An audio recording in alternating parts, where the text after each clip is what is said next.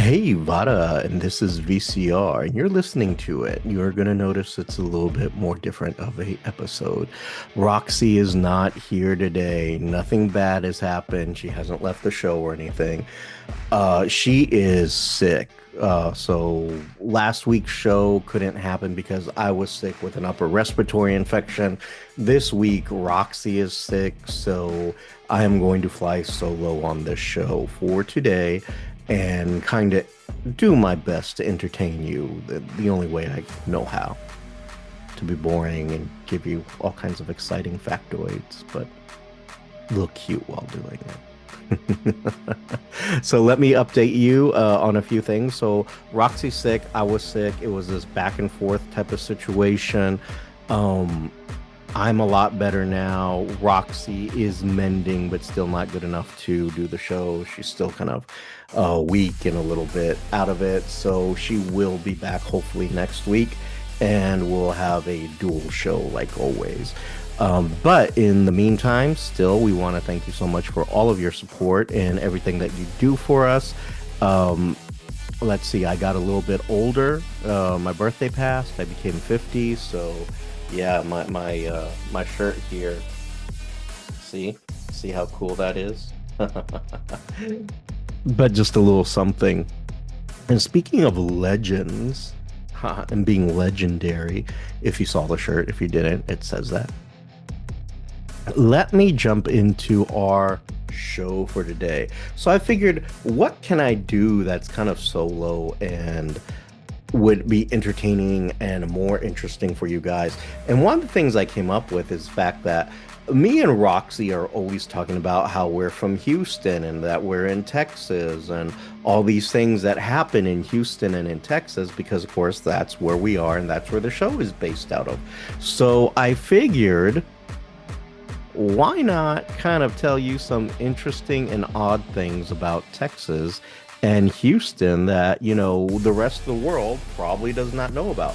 And I bet you if you're from Houston and you're listening to this show, you may not know a few of these little factoids either. So I say we just kind of sort of jump into it and let me bore you with some interesting little bits of info. So, dealer's choice. Do you want to start with Texas state facts or do you want to start with Houston facts? You tell me. What do you want? I agree. Okay, so we'll start with some Texas ones. All right, so Texas, a little bit of Texas history for you and a little boredom. Here we go. Texas has one of those facts that just sound made up, but absolutely isn't. The last land battle of the American Civil War was fought in Texas. The Battle of Palmetto Ranch took place in May of 1965 after General Robert E. Lee had already surrendered. Because Houston is so not Houston, because Texas is so massive, news traveled a lot slower. Texas was remote and soldiers were still fighting a war that was basically over. Um, even stranger of the fact that that battle was actually won by the Confederates. So, but it just a reminder of how isolated and big Texas is by the time they found out. Um, but that was, what it was back then. Now that'd go a lot faster with Facebook and the internet and everything else. And you never know. It's a strange times, strange times. Now, let me fast forward a little bit on Houston. Because when people say Houston, they always think, Houston, we have a problem. And this is true. But Houston, also the great problem solver. Houston is home to NASA's Mission Control, and the phrase "Houston, we have a problem" became world famous during the Apollo missions. Some of humanity's biggest moments, landing on the moon, surviving near disasters in space, were guided by voices sitting right here in Texas, solving impossible problems in real time. You have to remember, no internet back then. You were just kind of figuring it out as it went. So that is Houston and Mission Control. So what happens is Florida launches the ships After they are launched, you hear Houston and Mission Control, and that's basically what's happening. It switches over. Um, but a little bit more on Houston. So we're going to bounce back and forth here. Houston also happens to be home to the world's largest medical center. It's called the Texas Medical Center. It is the largest medical complex in the entire world. It covers, a lot of miles, but I can tell you it includes over 60 medical institutions. It employs about 100,000 people and serves roughly, and this isn't a joke, it serves roughly 10 million patients each year. People from all over the world come to Houston for cutting edge research, trauma care, and life-saving treatments. And it all happens quietly right in the middle of the city. The Texas Medical Center is also almost like its own city. It even has its own little police force. Of course, Houston Police Department and other law enforcements patrol it, but they do have their own little emergency situations going on there too. But it's a massive complex, and some of the best hospitals in the world are located here in Houston. Um, so, that's also a thing. And speaking of doing things differently, there's an entire underground tunnel system beneath downtown Houston.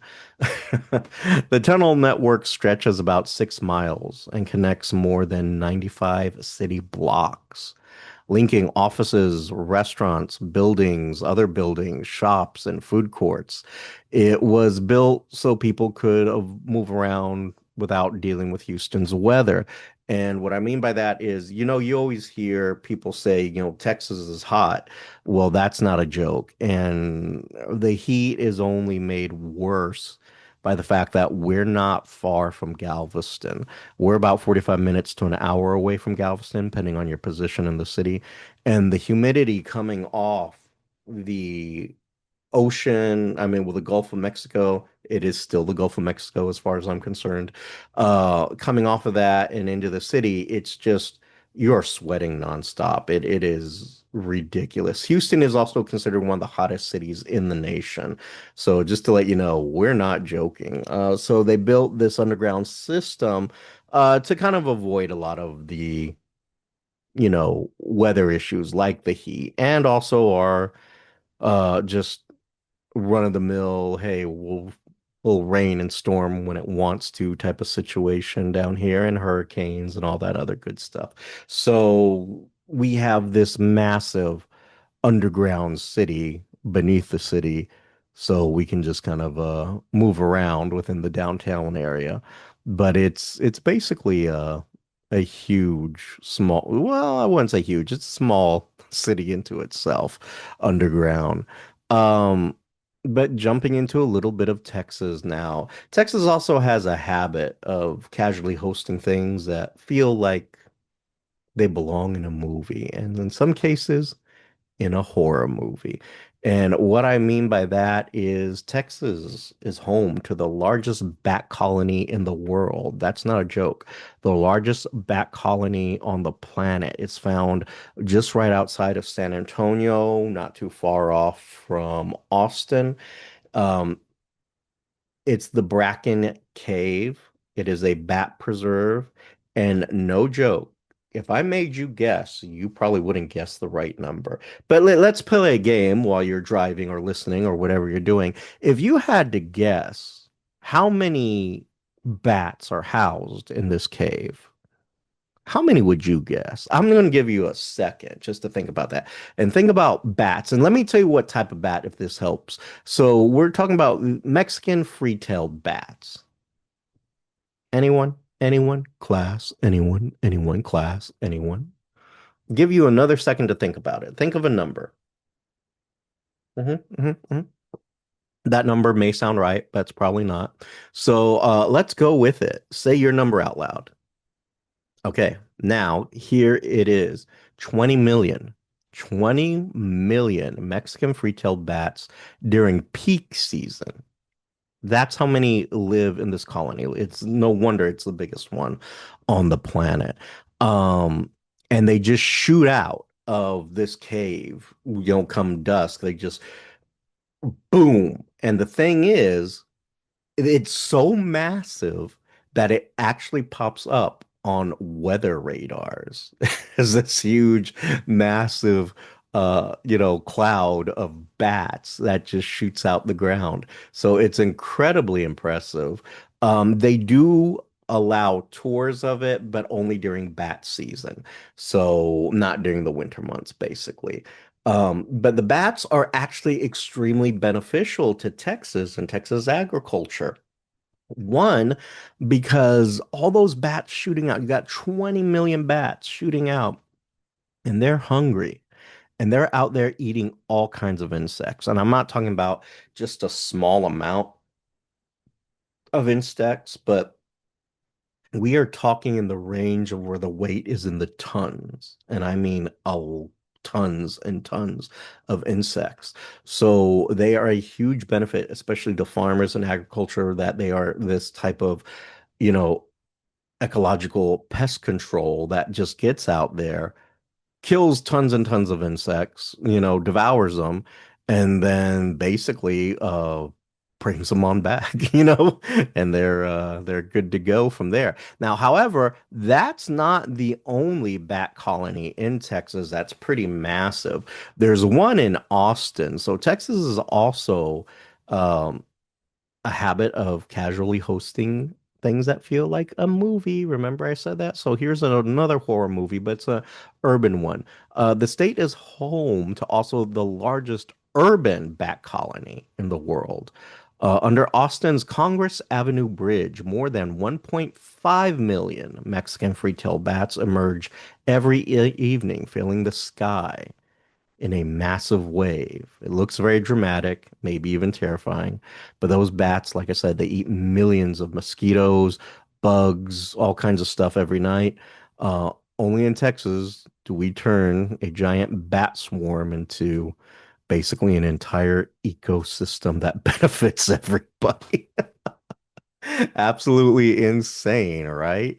Um, it's just one of those things, it's kind of crazy. I would never have thought of bats, but yeah, that's an interesting little situation. So moving off bats, if you ever wonder about our capital, the capital for Texas is located in Austin, Texas. So that's about 3 to 4 hours away from Houston, if you're wondering. Um, but here's the thing. The Texas Capitol, the state Capitol building, is actually the largest Capitol building in the United States by total square footage, and actually stands taller than the U.S. Capitol in Washington, D.C. It was built in 1888 out of this Texas pink granite. So when you go visit it, it is this interesting pink color. It's a physical reminder of the Texas mindset. If we're gonna do it, we're gonna do it bigger, uh, which is very much kind of a Texas thing. You know, why they say everything's bigger in Texas. Well, that's definitely one of the reasons. Um, Now, let's jump into just some little other minor kind of state info here. Even Texas state symbol tells you a lot. The state bird is the northern mockingbird, which is a very loud and aggressive bird. Like, no joke that these things will attack cats, dogs. Hell, I've even been attacked by them on occasion. But like I've actually seen mockingbirds, they will group up or just like one or two of them, they will chase off hawks and predator birds. And they're not as big as those birds at all. Just a small bird that just totally goes crazy, but extremely territorial. Um, so that is the state bird. The state tree. Can you guess the state tree? Does anyone know what our state tree is? Bet you don't. So unless you're from Texas, maybe you do. Or maybe you do. I don't know. Maybe you're good at geography. But the state tree is the pecan tree. And let's go ahead and have this out now. It's pronounced pecan, not pecan.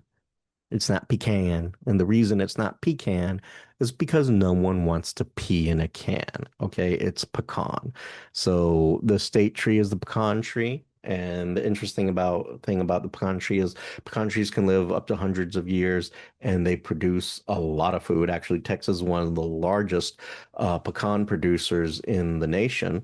So just to kind of give you an idea, pecans. It's very much a thing here, and they are delicious, even if you just have them on your own. I love my parents have pecan trees. I go out there and I'll crack them, and I'll just have me a good old time chewing up some pecans. They're delicious, and then I love pecan pie. That really should be the state pie. I don't know if it is or isn't, but the pecan pie should totally be the state pie of Texas, if we even have a state pie. Actually, oddly, we have a state food, and that is kind of weird. It is chili. I would have thought it would have been brisket, to be that honest. It really should be brisket, but my understanding is it is chili, and the debate still rages with or without beans. But the state dish is chili. I never would have guessed that myself. I would have definitely been like, it has to be brisket, just slow smoked barbecued brisket. That's what it has to be. But for some odd reason, we're chili. I don't know. To me, it doesn't get cold enough around here to merit chili, but I guess you can have chili anytime, really. Um, and of course, we would pick something like a pecan that's strong and edible. It's just kind of our thing. The state motto here is a one-worder. It is friendship. You wouldn't think that about Texas, but it actually is. Friendship. It comes from the Kadawo word, Tasha, or Tay. There's an emphasis over the A. Sha, another emphasis over the A. The origin of the name is, what the word Texas comes from. Um, so just to let you know, it is the state motto here is friendship, but it depends on what part of Texas, I think. We will definitely argue with you on anything, that's the thing. But we do believe in state hospitality. I've heard a lot of people and like a lot of friends who will come here and they're like, oh my God, it's just so hospitable down here. And it really is. It really is. So that's one thing that we can definitely pride ourselves on is the hospitality that is down here. One or two other little fun things that might be of interest to y'all, I think, let's deal a little bit more with Houston itself, shall we? Okay, let's. Houston itself is the largest city in Texas. Um, and it is over 665 square feet. This is why people can say, "Oh, you can you can drive an hour in Houston and still be in Houston." Uh which is very true. That is a joke here. We do say Houston is an hour away from Houston, and that's because if you can drive an hour and still be trapped in the city of Houston. So just to kind of give you an idea of that, Houston is a cultural mecca, like no joke. Houston is the most diverse city in the United States. I'm sure a lot of people would like to argue that, but they cannot. Houston has over 145 different languages spoken in this city alone. Anything from Vietnamese, Spanish, Cantonese, French, Russian, you have all kinds of languages being spoken here every day. And it's not just a reflection in the people, because you can't go into any kind of building and not see different cultures. You just see all kinds of ethnic backgrounds. So there's not one necessarily dominant one. But it's really weird. It really is weird. Houston's predominant population, though, is the Hispanic population, which is 44% of Houston's population is Hispanic. Now, Hispanic means a lot of different things, Mexican, El Salvadorian, Chilean, Argentinian, Venezuelan. You have a lot of different cultures from the Latin Americas creating that massive population of 44%. But again, 145 different languages spoken here beyond that 44%. That's huge. Houston is like just the world in general. But it shows not just in the languages and the faces, but I promise you, Houston has some of the most delicious food ever. Like there are 10,000 restaurants in Houston alone. 10,000 restaurants. And you can find Vietnamese, Mexican, barbecue, Persian, or really what's Iranian food. It's Persia doesn't exist, but hey, that's another debate. But Persian food, Pakistani food, Hindu, Indian, you can find Ethiopian food here. You have food for days. You could literally eat your way around the globe here in Houston. I mean, without even leaving the city, you can just go to restaurants and eat your way around the world here. Greek restaurants, of course, Italian restaurants, Polish restaurants, German restaurants, although some of them are not like a huge amount of them. Like, for example, you'll find a ton of Mexican restaurants here. But like German restaurants and Greek restaurants, you'll find a few. Not as many as some of the others, but you'll definitely find a few. Italian, all the good food. If you can't find good food in Texas, you can even find British pub food here. If you can't find good food in Houston, that is absolutely your fault. You were not trying or looking. I mean, that's just on you. With 10,000 different restaurants, you can't say, "Oh my God, that food wasn't that good." You're lying to yourself. So that's kind of an interesting factoid there about Houston. More interesting factoids about Houston is Houston changed sports history back in the day, and that's not a joke. Houston changed sports history in 1965.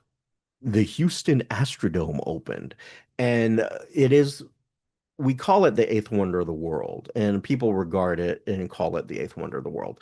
But the interesting thing about it, and the reason they called it that, is because when the Astrodome opened, it was the world's first, not the city or the state or the world's first dome covered stadium. And it also introduced AstroTurf to sports. So not only did it have AstroTurf, it was the first covered stadium. But mind you, here's the other quicker to it, the first air-conditioned covered stadium ever. Air conditioning is extremely important here in Houston. So just to let you know, it changed sports history as well with that. Other stadiums started to, you know, follow suit after that. Elvis Presley played at the Astrodome for the Houston Livestock Show and Rodeo, and there's another neat segue right there.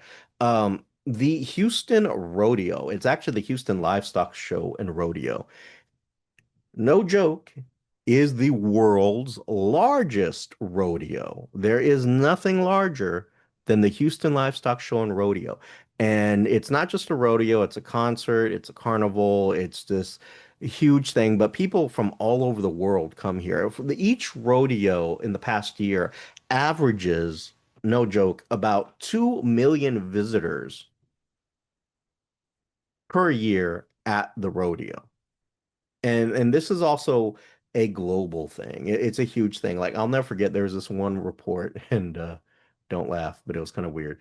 But they were doing this interview with some people who had flown in from Argentina to buy, and no joke,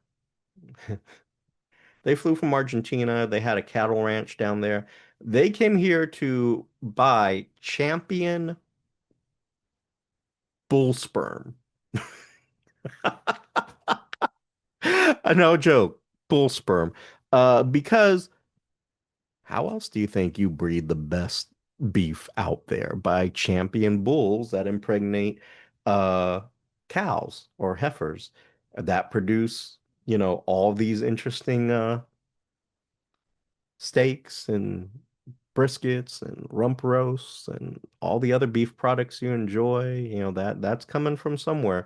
And so, like no joke, people come all around the world, not just for sperm, but for but for also, new technologies in agriculture and fun competitions and everything else. So it is a huge, huge ordeal here in Houston for that. But let's jump into another huge ordeal that I think should be cleared up because a lot of people ask about this. And let's jump into it. Probably the last factoid of the show today. Let's start with this interesting little fact here, or the last fact. We won't start, but we'll end with this interesting little fact. Um, Texas, you know, was its own country at one point. It really was its own nation. It had its own money. It was recognized by several other nations. I think one of the first nations to recognize Texas as a country was actually Norway, or it could have been Finland. I mean, and then the Kingdom of Spain. All these nations, other kingdoms and such, recognized Texas as its own nation. And it was its own nation from 1836 to 1845. And then Texas um, pretty much existed as the Republic of Texas and then joined the United States, although it had some interesting negotiations. Now, everyone talks about, oh, succeed, that Texans can succeed from the Union. It's a big thing that Texans say down here. We cannot succeed from the Union. That was part of the deal. However, Texas did negotiate a few unique privileges. Texas can legally split from the United States. However, if it splits, it has to split into five different states. So if Texas decides to leave the US, it's not really leaving, but it has to split itself into five different states. It gets to keep all of its own public lands, and we also even run our own independent power grid, which was not a great thing a few years ago, let me tell you that.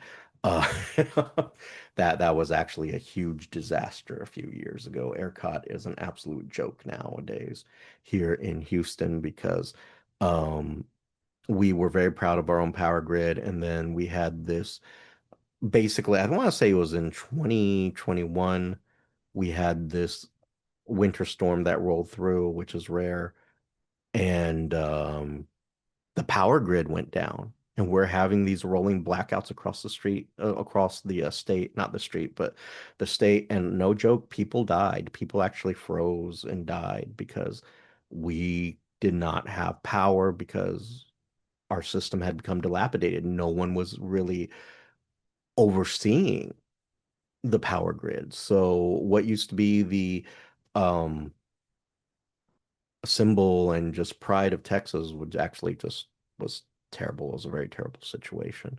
But anyway, that's some info I'm going to leave you on. But anyway, that's a little bit of oddities and info about Texas and Houston, mostly focused on Houston. Of course, San Antonio and Austin were in there too, but if you want a little something more interesting, Austin is now known as the Silicon Hills because of all the tech startups that are happening there. So that's kind of an interesting thing as well.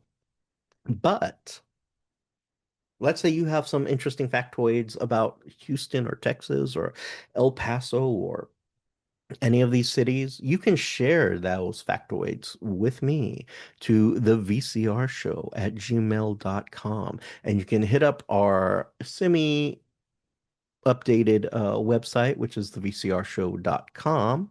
And you can check out our social medias and please check out and subscribe to our YouTube channel, which is the VCR Show at YouTube. Like it was going to be something else, right?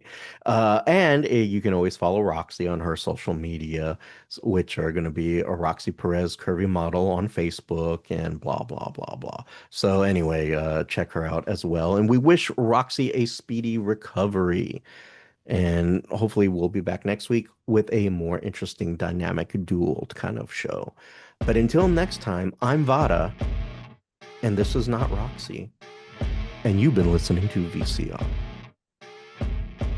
Bye-bye. You have been listening to VCR, creative content by Richard Christopher Vara and Roxy Perez. Logo by Richard Christopher Vara with assistance from Annie Ramirez. If you have any questions, comments, or concerns, you can reach us at thevcrshow@gmail.com or our social medias at Instagram and Twitter at the VCR Show. And you can also check out our content at thevcrshow.com. The show's song is Addict by Nefex, instrumental, and you can find them on YouTube Music Library.